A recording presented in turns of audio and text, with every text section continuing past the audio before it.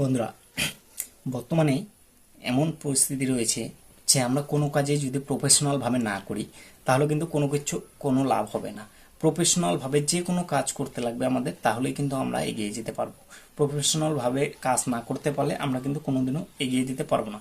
So বন্ধুরা, একটা thumbnail প্রফেশনালভাবে তৈরি করতে গেলে যেমন থাম্বনেলের মধ্যে কালার ট্রেডিং বা কালারিং করতে লাগে, কিওয়ার্ড ভালোভাবে সুন্দরভাবে সাজিয়ে দিতে লাগে, তেমনই কিন্তু একটা থাম্বনেল ক্লিকবেট করে তোলার জন্য আমাদের একটা ভালো ফেস ফটোর দরকার পড়ে।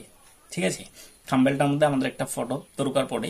সেই ফটো ব্যাকগ্রাউন্ড কিভাবে আমরা রিমুভ করব সেটা কিন্তু আজকের ভিডিওতে আমরা শিখতে পারবো। ওকে, সুতরাং আজকের ভিডিওতে আমরা শিখব যে একটা ফটোর ব্যাকগ্রাউন্ড কিভাবে আমরা প্রফেশনাল ভাবে রিমুভ করব। ঠিক আছে, ফটোর ব্যাকগ্রাউন্ড রিমুভ না করে কিন্তু তুমি থাম্বনেলে দিতে পারবে না। তাই আমাকে কমেন্ট করেছে যে আমরা থাম্বনেলে যে ছবিগুলো দেই সেই ছবিগুলোর থাম্বনেলের ফটোর ব্যাকগ্রাউন্ডগুলো কিভাবে রিমুভ করব। এটা কিন্তু আমিও আগে জানতাম না। যখন নতুন নতুন আমি ইউটিউবে আসি তখন কিন্তু আমি ফটোর ব্যাকগ্রাউন্ড রিমুভ করতে পারিনি। ঠিক আছে, সো তোমরা যারা ফটোর ব্যাকগ্রাউন্ড রিমুভ করতে পারো না তাদের জন্য আজকের এই ভিডিওটি অনেকটা হেল্পফুল হতে যাচ্ছে। ভিডিওটি একটু স্কিপ করে দেখবে না। ওকে, তো চলুন আমরা সরাসরি ফটোর ব্যাকগ্রাউন্ড কিভাবে রিমুভ করতে লাগে সেটাই শিখে নিই।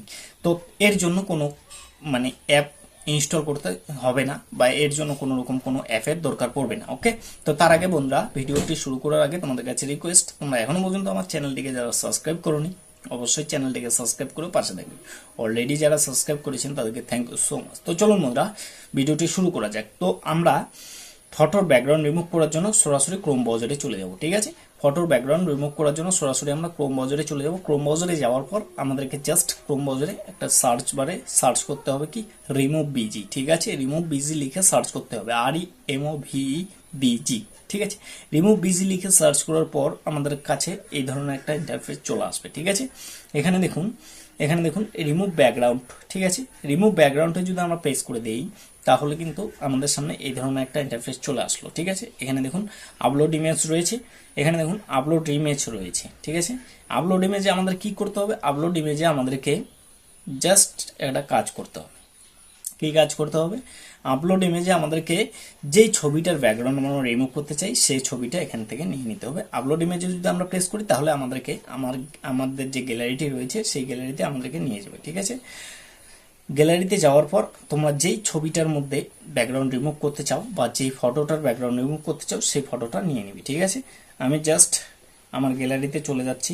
তো তোমরা তোমার গ্যালারি থেকে তোমরা যে ফটোটার ব্যাকগ্রাউন্ড রিমুভ করতে চাও সেই ফটোটা নিয়ে নিবি। ঠিক আছে, আমি জাস্ট আমার গ্যালারিটি ওপেন করে নিচ্ছি।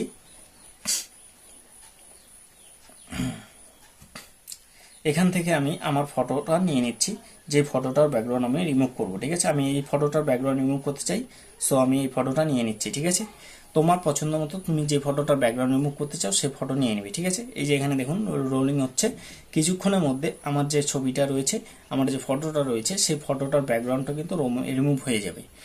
ফটোটার ব্যাকগ্রাউন্ডটা রিমুভ হয়ে যাওয়ার পর এখানটাতে আমাদের ডাউনলোড অপশন থাকবে, ডাউনলোড করে আমাদের এই ফটোটাকে গ্যালারিতে নিয়ে যেতে হবে। এবার তোমরা যেভাবে করে থাম্বনেল তৈরি করো বা যেভাবে করে থাম্বনেলে তোমরা ফটো অ্যাড করো সেভাবে করে ঠিক ফটোটা অ্যাড করে নিবি। ঠিক আছে, আমার একটু এখানে নেট স্লো চলছে তাই একটু রোলিং টাইমটা বেশি নিচ্ছে, কিছুক্ষণ জাস্ট 5-7 সেকেন্ডের মধ্যে তোমাদের কাজটা হয়ে যাবে কিন্তু এখান থেকে। ঠিক আছে,